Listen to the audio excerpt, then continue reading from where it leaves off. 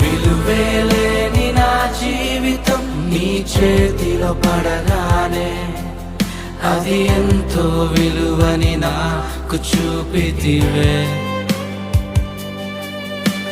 జీవమే లేని నాలోని జీవమును నింపుటకు నీ జీవితాన్నే తారబోసితివే.